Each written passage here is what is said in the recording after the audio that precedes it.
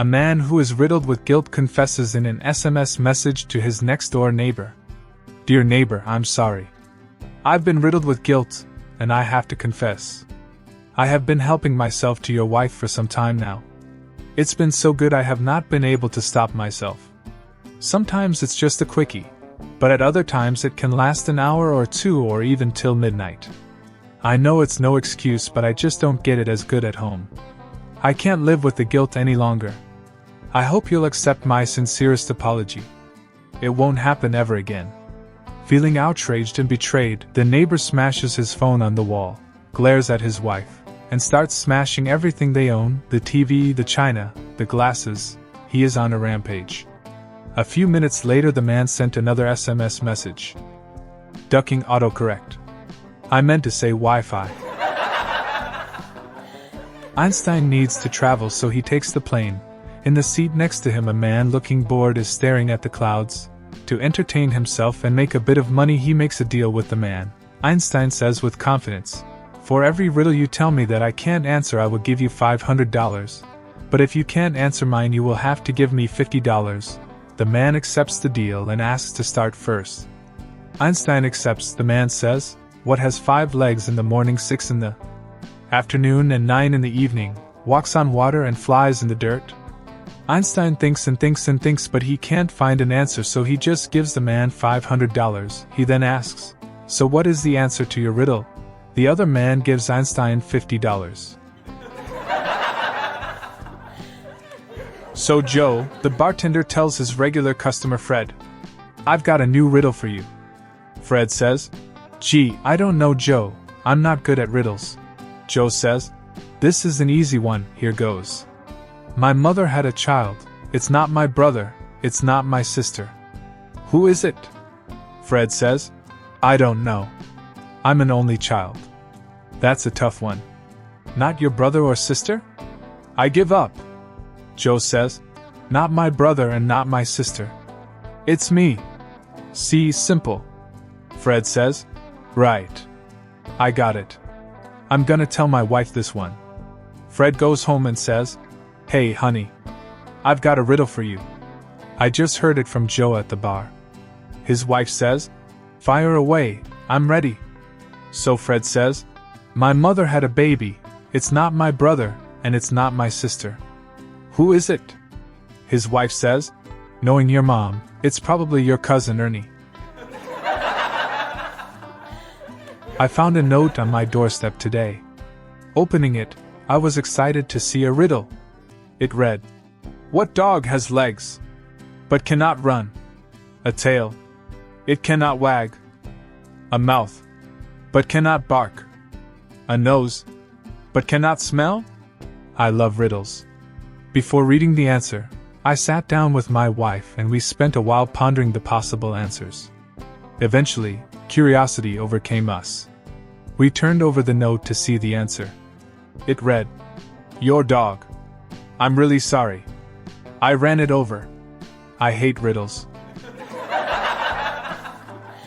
A student is failing his classes, so he goes to the teacher with a bet. I will tell you a riddle. You have an entire week to solve it. If you do, I am giving you €500. If you don't, you give me an A. I accept. What is legal but not logical, logical but not legal, and neither logical nor legal? The teacher thinks and thinks the entire week, but does not get it. The following Monday he goes to the student again. I couldn't solve your riddle, here is your A. The next day, he asks one of the students in a different class what the answer might be. It's really quite simple. You are 42 years old and have a 21-year-old wife. That is legal but not logical. Your 21-year-old wife has an 18-year-old lover, which is logical but not legal. And you gave your wife's lover an A. That is neither logical nor legal. A couple wants to have children but the wife can't get pregnant. So they go to see a priest for advice. The priest tells them they came at the right time, since his superior just sent him to Rome for 10 years, and he's leaving tomorrow. As soon as I get there, I'll immediately light a candle for you, he promises. Time passes and the priest returns to the little town after 10 years. The first thing he does is visit the couple's home. He can hear a crazy loud noise when he knocks on the door. The wife opens the door, with 3 little children in her arms, a couple of them hiding under her skirt, and others behind her playing around. The priest counts as many as 10 of them. "Well, this is quite a pleasant surprise," exclaims the priest. "It seems like God listened to my prayer. But where is your dear husband?" "My husband traveled to Rome," says the wife with a tired look on her face. "To Rome? Why on earth would he go to Rome?" "To blow out that bloody candle you lit." On the last day of kindergarten, all the children brought presents for their teacher. The florist's son handed the teacher a gift. She shook it, held it up, and said, "I bet I know what it is, it's some flowers." "That's right!" shouted the little boy. Then the candy store owner's daughter handed the teacher a gift. She held it up, shook it, and said, "I bet I know what it is, it's a box of candy." "That's right!" shouted the little girl. The next gift was from the liquor store owner's son, little Johnny. The teacher held it up and saw that it was leaking. She touched a drop with her finger and tasted it. "Is it wine?" she asked. "No," little Johnny answered. The teacher touched another drop to her tongue. "Is it champagne?" she asked. "No," he answered. Finally, the teacher said, "I give up." "What is it?" little Johnny replied. "A puppy." There was an old man who lived in a forest. As he grew older and older, he started losing his hair, until one day, on his deathbed, he was completely bald. That day, he called his children to a meeting. He said, "Look at my hair. It used to be so magnificent, but it's completely gone now.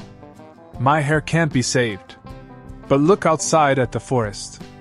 It's such a lovely forest with so many trees, but sooner or later they'll all be cut down and this forest will look as bald as my hair. What I want you to do," the man continued, "is every time a tree is cut down or dies, plant a new one in my memory. Tell your descendants to do the same. It shall be our family's duty to keep this forest strong." And so they did. Each time the forest lost a tree, the children replanted one, and so did their children, and their children after them. And for centuries, the forest remained as lush and pretty as it once was, all because of one man and his receding hairline. The Dutch Queen is in an elevator with 3 diplomats from France, Italy, and Spain. Suddenly, she farts loudly. At first, everyone is confused, but the French representative quickly comes to his senses, comes to her rescue, and says, "Oh, I'm so sorry, that was me." They don't even travel one more floor before the Queen farts again. This time, it's even louder than before. This time, the Italian representative tries to save her from the embracement, and says, "So sorry, this time it was me." A few seconds pass and suddenly the Spanish representative says, "In the name of the great nation of Spain, I take full responsibility for the 3rd, 4th, and 5th farts in advance."